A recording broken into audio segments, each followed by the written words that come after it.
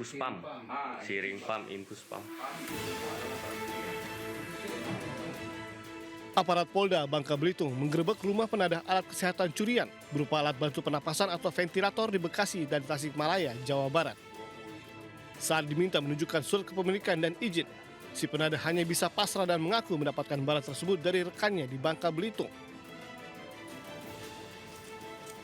Dari hasil penyelidikan, ventilator curian tersebut milik Rumah Sakit Umum Provinsi Soekarno Bangka Belitung yang hilang sejak 2023 hingga Januari 2025 lalu. 3 pelaku utama diketahui merupakan pegawai rumah sakit yang bertugas sebagai teknisi alat kesehatan, sopir ambulans, dan honorer bidang farmasi. Sedangkan 2 pelaku lain merupakan penadah barang curian di Bekasi dan Tasikmalaya, Jawa Barat. Dalam aksinya, 3 pelaku utama mencuri 17 ventilator yang kemudian dijual secara online dengan harga bervariasi mulai dari 25 juta hingga 50 juta rupiah.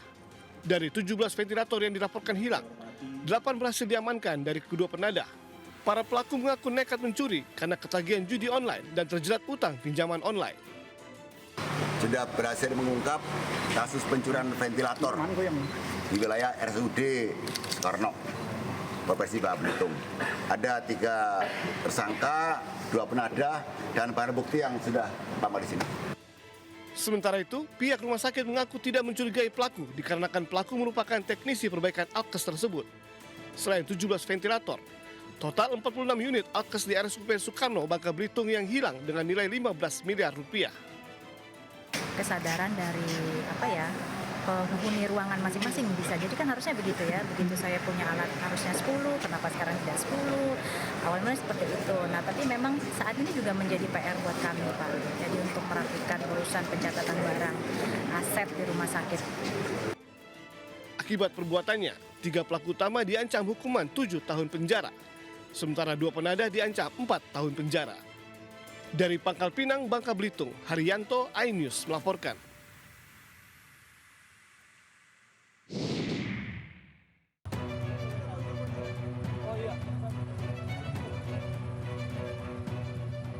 Polisi meringkus 3 dari belasan anggota geng motor yang melakukan penganiayaan terhadap seorang warga di Jalan Petarani, Kota Makassar.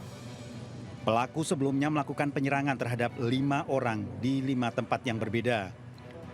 Penangkapan setelah polisi melakukan penyelidikan dan identifikasi terhadap pelaku berdasarkan keterangan saksi di tempat kejadian perkara. Ketiga pelaku yang ditangkap merupakan bagian dari kelompok geng motor yang melakukan penganiayaan terhadap korban. 2 unit sepeda motor diamankan, sementara senjata tajam hingga penangkapan belum ditemukan polisi. Dari ketiga pelaku kami berhasil mengamankan 2 unit kendaraan yang dikendarai para pelaku saat melakukan penyerangan terhadap korban. Sebelumnya sejumlah warga di wilayah Kota Makassar dibuat trauma setelah menjadi korban teror geng motor yang berjumlah belasan orang. Kejahatan yang dilakukan geng motor menyerang 3 titik lokasi yang berbeda di Kota Makassar, di Jalan Petarani, Jalan Dangko, dan Jalan Cendrawasih. 5 warga mengalami luka-luka terkena senjata tajam. Mau ke situ Pak, jalan-jalan, cuman saya lihat gini di belakang ini rombongan banyak. Tidak enak memang perasaan tuh. Terus balik ke di belakang, ada cerep langsung, yang ada nggak? Berapa orang mereka itu? Banyak sekali, kayaknya geng-geng motor. Oh, ada belasan motor begitu? Iya. Berarti termasuk puluhan orang nih. Tapi yang bawa senjata tajam ada berapa orang kau lihat? Banyak. Para tersangka terancam hukuman 5 tahun penjara. Dari Kota Makassar, Sulawesi Selatan, Muhammad Nurbone, iNews melaporkan.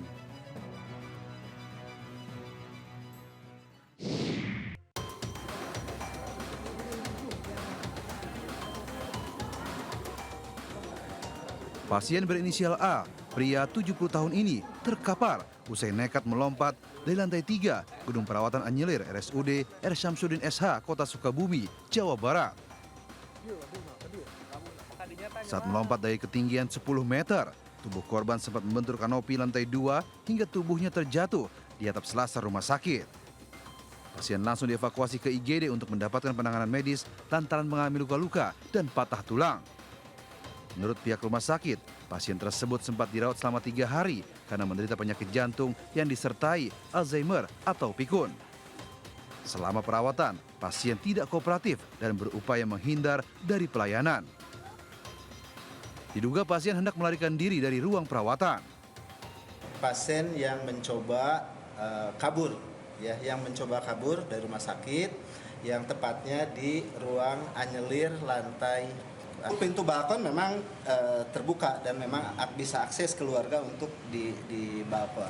Dan saat ini untuk preventive action akhirnya semua pintu balkon akhirnya kami kunci, dan memang kalau secara pagar itu pagarnya sudah kami tinggi.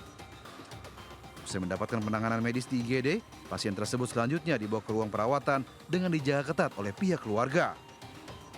Dari Sukabumi, Jawa Barat, Budi Setiawan melaporkan.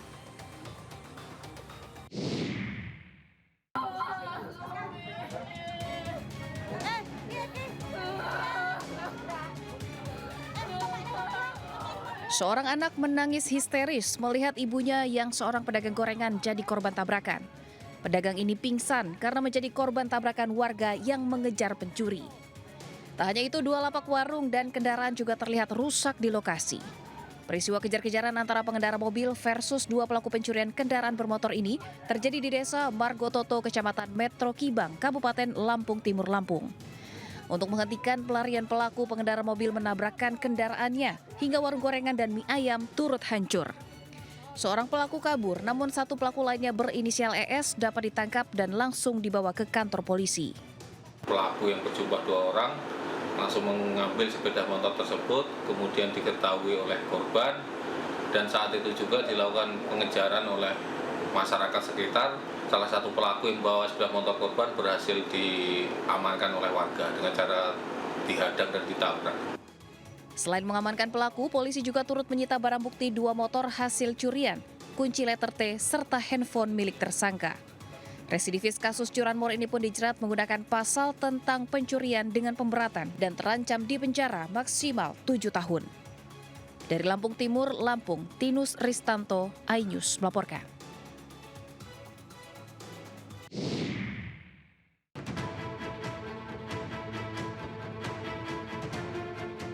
Dua orang pria menyiram karyawan kios bakso yang sedang cuci piring di Jalan Mandala, Bypass, Kota Medan, Sumatera Utara.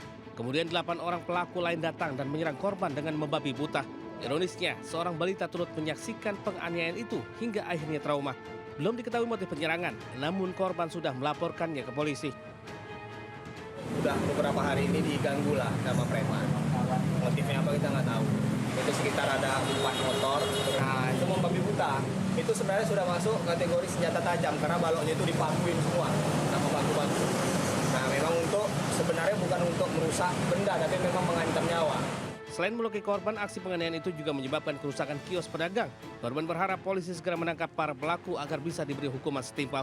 Dari Medan, Sumatera Utara, Adi Palapa Harahap, iNews melaporkan.